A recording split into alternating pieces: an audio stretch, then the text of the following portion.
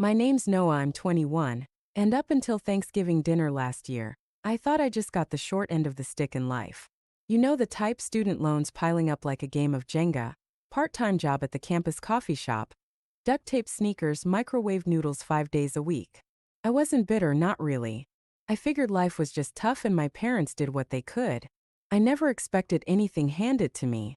But that night rewrote everything I thought I knew about my family, and it started with one sentence from my grandpa.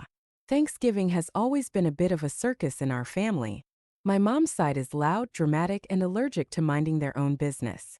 But this year it was my dad's side hosting, which usually meant things stayed calmer, more polite. Grandpa always carved the turkey like it was a ritual, and Grandma passed around her famous cornbread, while pretending not to notice my cousin sneaking extra helpings. It was normal. I was home from college for the weekend, already dreading the midterms waiting for me when I got back.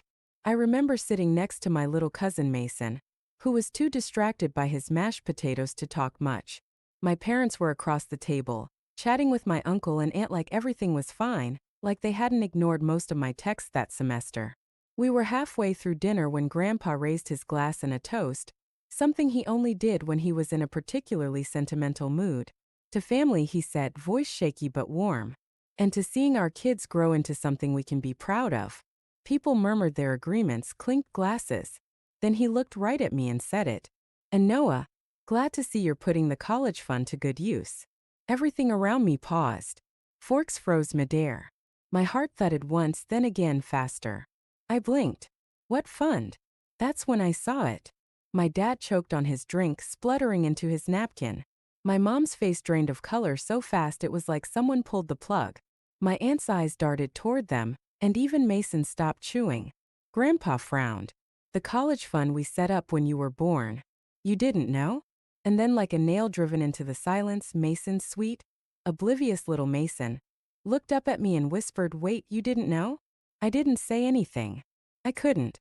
It felt like someone had punched me in the gut. I turned slowly to my parents, but neither of them met my eyes. My mom picked at her peas like they were suddenly fascinating. My dad reached for his wine glass again. Noah, Grandpa said, clearly confused. Hasn't the fund been helping with your tuition? We've been putting money in it for years. Every birthday. Every Christmas. Even when things got tight. I swallowed hard. No one ever told me about a fund. I said, quieter than I expected. At that, Grandma's lips parted like she wanted to speak but didn't know where to start. Aunt Julie leaned in slightly, eyebrows raised, her fork resting on her plate. Wait, so who's been managing it? That was when things started to unravel. My dad cleared his throat. We didn't think he needed to know. He said, I still on his plate. You didn't think I needed to know I had a college fund? My voice cracked on the word had. We used it. My mom said quickly, her voice tight. For the house. And bills. And emergencies. We thought it was best. Grandpa's face turned from confusion to something else. Something cold. What do you mean you used it? My dad shot him a look, then turned to me. Noah, we were struggling. The recession hit hard. The roof was leaking, and your brother needed braces. My brother? I snapped, cutting him off. The one who didn't even go to college. It was all for the family, my mom said, her voice rising. You wouldn't understand. You were just a kid. You wouldn't remember how bad it got. I stood up. My chair screeched against the floor. Every eye at the table was on me. You could have told me. You let me take out loans. You let me work 20 hours a week on top of classes. I thought we just didn't have the money. I thought I was doing the right thing. Working hard. Not asking for help. And the whole time you were sitting on my college fund. It wasn't like that, my dad said. But he didn't sound convinced. You're making this a scene. I laughed. Bitter sharp. Oh, I'm making a scene? You lied to me for years and I'm the problem. Grandpa turned to them, his voice quiet but firm. That money was never meant for you two. It was Noah's. We made that clear. Well, maybe if you hadn't insisted on putting it in our names. My mom began, but she stopped when she saw the look on Grandpa's face. Because we trusted you, he said. Because we thought you'd do right by your son. The table was dead silent. My cousins looked anywhere but at me. Even Mason kept his head down now. My aunt looked uncomfortable, and my uncle? He slowly leaned back in his chair, lips pressed tight. I sat back down not because I wanted to stay but because my legs were shaking. How much was in it? I asked, looking at Grandpa. He hesitated. About $40,000 by the time you turned 18. Probably more. We kept adding to it. $40,000. $40,000. That could have wiped out every loan I had. Covered books, housing, maybe even let me breathe for once. I stared at my parents. My mom looked like she might cry, but I didn't care. My dad looked angry but not ashamed. Just cornered. We did what we had to do, he muttered. No. I said, my voice low. You did what was convenient for you. Grandma finally spoke, her voice barely above a whisper. We need to talk about this. All of us. But I wasn't listening anymore. I was already pulling out my phone, my fingers moving almost on instinct. Not to make a scene. Not to post some angry rant. Just to pull up something I'd been sitting on for a while. Something I'd kept buried, figuring it wasn't worth sharing. Until now. And as I opened the document I'd been holding onto for months, the one with every cent I'd scraped together, every scholarship I'd fought for, and a little bonus I'd gotten from the startup I'd interned at over the summer, I saw my dad glance at the screen and freeze. He knew what it was, or at least what it meant, but I wasn't ready to say it out loud. Not yet. Because the truth? That was just the beginning. I didn't sleep that night. After the dinner ended in a messy, silent exodus, with Grandma quietly ushering everyone toward dessert like sugar might patch the cracks in our family, I packed my things and drove back to my college apartment early. I left a note for Grandpa thanking him for dinner and for telling me the truth, even if he didn't mean to. The silence in my car on the drive back was louder than anything said at the table. I kept thinking about Mason's face when he whispered, "You didn't know?" The innocence of it. The sheer weight that sentence carried without even trying. It wasn't just about money anymore. It was about trust. About my entire childhood being edited, revised, and narrated by two people who saw me as a resource, not a son. That document I'd pulled up? It was a breakdown of everything I'd earned and saved since I turned 18. Scholarships, stipends, job wages, freelance gigs. Anything I could hustle. I had been so proud of it, too. I remember sitting in my tiny apartment at 2 a.m. once, calculating whether I could afford a new pair of shoes, or if that money was better spent on groceries. I chose ramen and used duct tape on the soles. My parents apparently chose braces for my brother. And that bonus from a startup? What they didn't know was that I wasn't just an intern anymore. 2 weeks before Thanksgiving, the company offered me a full-time position after graduation. High salary, signing bonus, stock options.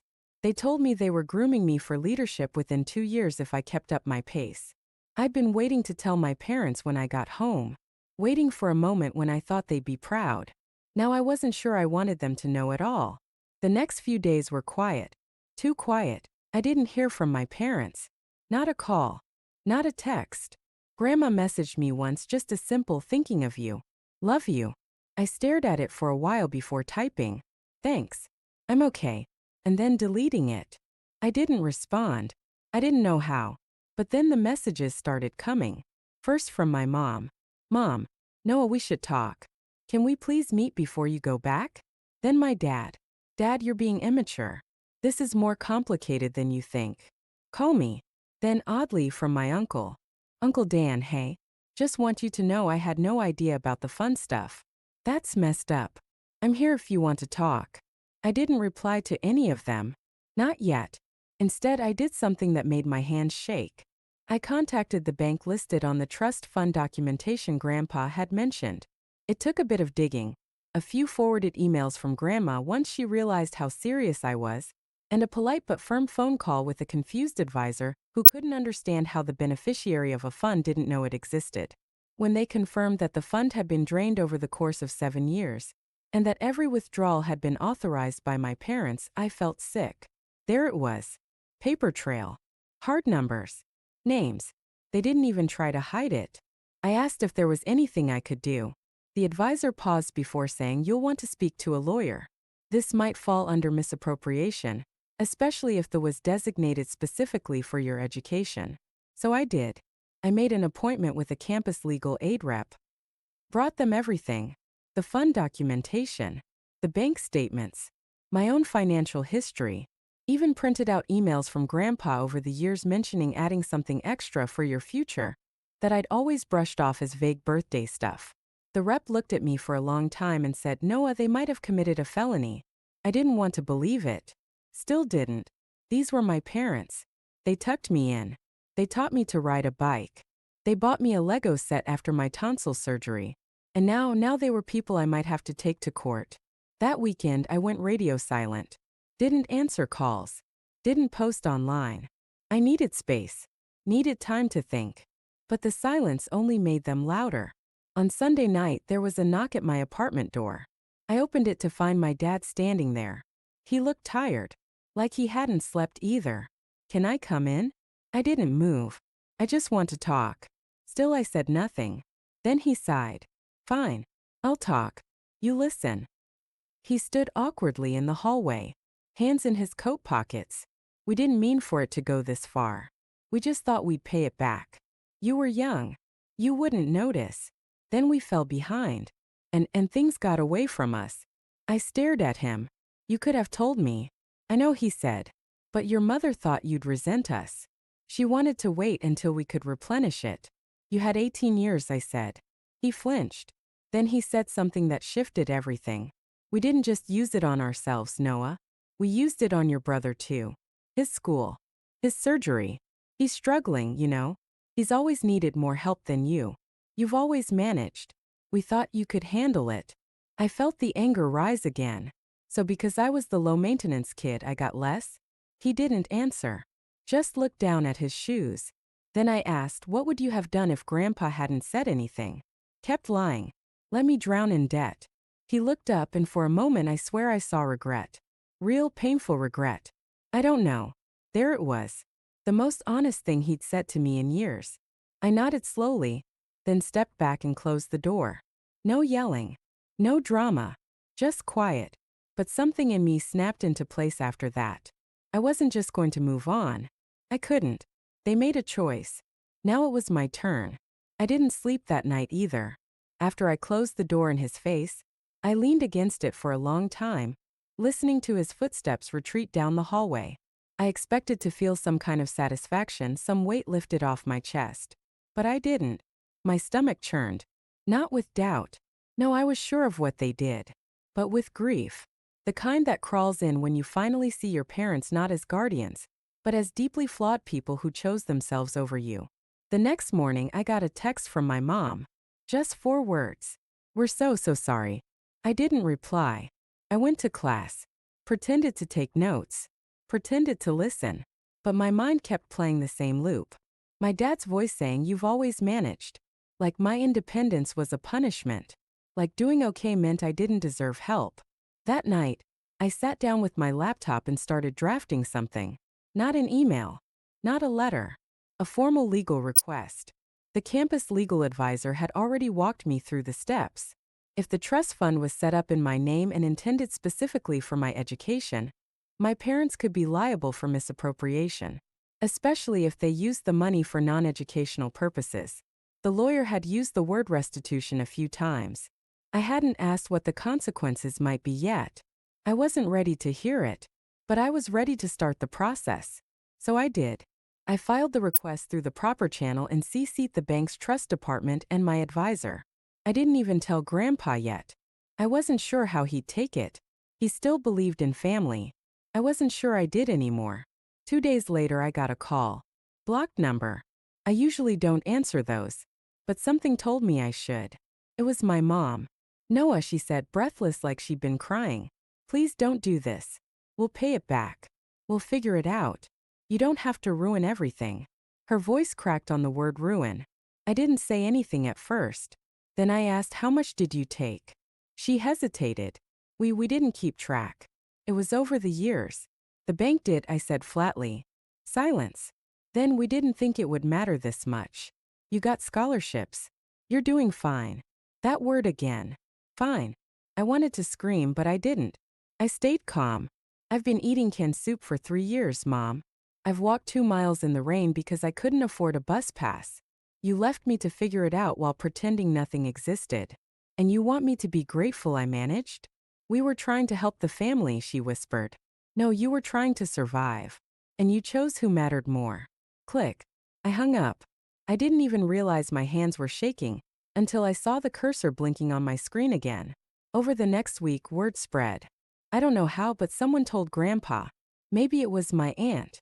Maybe Mason overheard something. I don't know.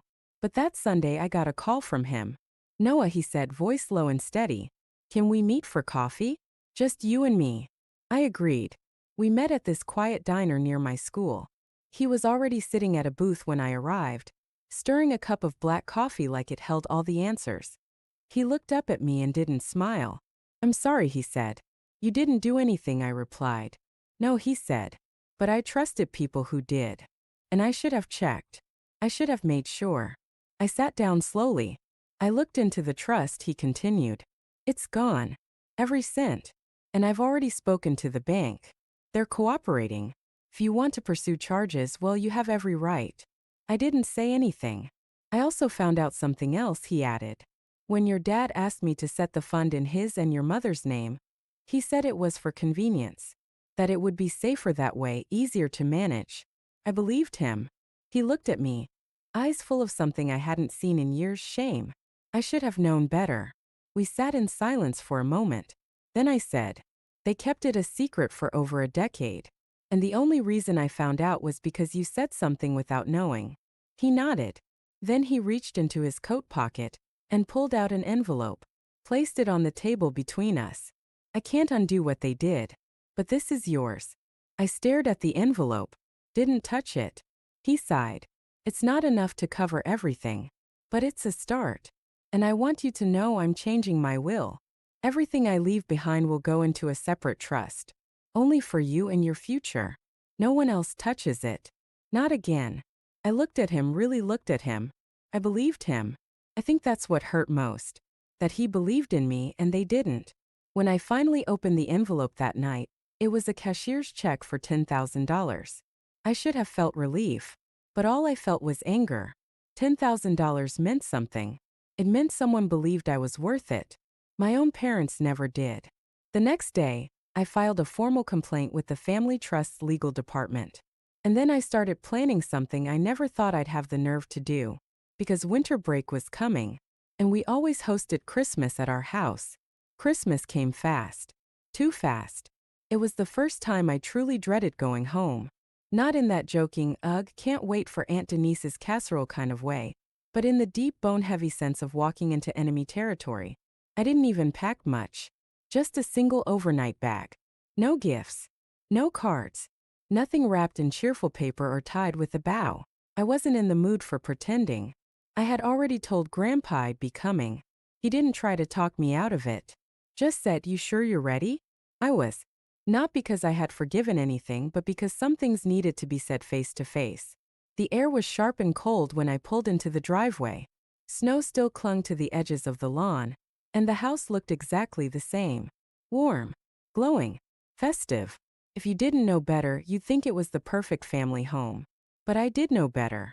The moment I stepped through the door, I was greeted by the smell of cinnamon and roasted meat. Christmas music played softly in the background. My mom was in the kitchen, laughing too loudly with my aunt. My dad sat on the couch with a glass of something dark, chatting with my uncle like nothing had happened. They both froze when they saw me. My mom's face stiffened. My dad didn't even stand. I didn't bother with small talk.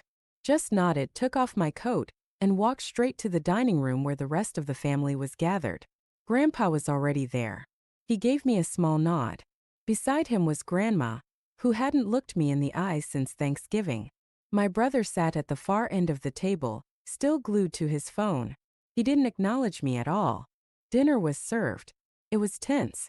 Everyone acted like they were walking on ice, trying not to be the first one to slip. Conversation stayed surface level. Weather, traffic, work. No one mentioned the trust. No one mentioned the legal complaint I had filed. They probably thought I wouldn't go through with it. That I'd cool off. That I'd be the good kid again. But I wasn't here to be good. I was here for closure. The moment came after dessert. My dad stood up to give his usual Christmas toast. He raised his glass, gave the standard spiel about family, love, and resilience. Then he said it. We're just so proud of how far our kids have come. Even in tough times, we've always stuck together. And that was the final spark. I stood up before he could sit back down. You've always stuck together, I repeated. Right? Except when it came to being honest. Except when it came to me. Silence fell. I reached into my bag and pulled out a folder, neatly printed, bound with labeled sections. I set it on the table. That's the full breakdown, I said calmly, of the trust fund you drained. Every withdrawal, every date, every cent cross-reference with my student loan statements. Just in case anyone here still thinks I'm overreacting. My mom's face crumpled. My dad's jaw clenched. I looked at Grandpa. You asked me if I was sure I was ready. I am. Then I turned to the rest of the table. I worked 3 jobs through college. I skipped meals. I missed out on experiences because I thought we didn't have money. I blamed myself. I thought I was just unlucky. Meanwhile, my parents were quietly spending the fund my grandparents created for my future on themselves. My brother looked up at that. It wasn't all on them, he said. Some of it was for me. Yeah, I said, locking eyes with him. Braces. Private tutoring. New laptop every year. While I was repairing mine with duct tape, Grandma spoke up, her voice cracking. We didn't know, Noah. We're so sorry. I nodded once. I believe you. But this isn't just about money. It's about respect. About trust. And about choices. I turned to my parents. You could have told me the truth. At any point. Even after the fund was gone. But you didn't. You let me believe we were all struggling together. When really you just let me struggle alone. My mom whispered. We thought we were doing what was best. For who? I asked. For me? Or for the version of me that didn't ask questions? They didn't answer. I took a breath. I filed a formal complaint with the bank. Legal proceedings are in motion. I'm not doing this to hurt you. I'm doing this because actions have consequences. And because I'm done carrying this burden alone. My dad stood up slowly. You're suing us? Your own parents? No, I said. I'm holding you accountable. He scoffed. You'd really tear this family apart over some money? And that was it? No, I said. You did that the moment you decided I didn't matter as much. I picked up the folder and walked to the living room. Everyone stayed frozen at the table. I took out one final envelope. My Christmas gift. Set it on the mantel. Then I turned to the room. I won't be staying tonight. I don't know when. If I'll come back. But that envelope has copies of the legal documentation in case anyone wants to see for themselves. And a letter explaining everything. Just so no one can say they didn't know. My mom was crying now. My dad just stared at the wall. Grandpa stood up and walked over to me. You don't have to do this alone, he said quietly. You have more family than you think. I nodded. I know. Thank you. He hugged me. The only one who did. Then I walked out of the house into the snow-covered night. No one followed me. A week later, I got a letter from the bank confirming the investigation had begun. If fraud or misappropriation could be proven, and all signs pointed that way, my parents might be required to repay the full amount or face civil penalties. I didn't celebrate. It didn't feel like a win. Just a necessary reckoning. But what I did do finally was pay off part of my student loan.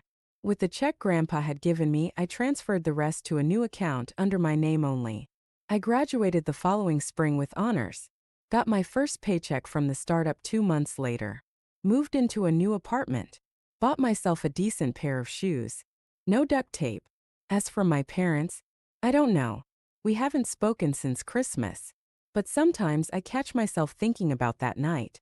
The moment my grandpa said, "Glad you're enjoying the college fund." The way everything cracked open from there. And I realized it wasn't the loss of money that hurt the most. It was the loss of belief. The realization that the people who were supposed to protect me didn't. But I'm still standing. And I finally know what I'm worth. Not because of a trust fund, but because I stopped trusting the wrong people and started trusting myself.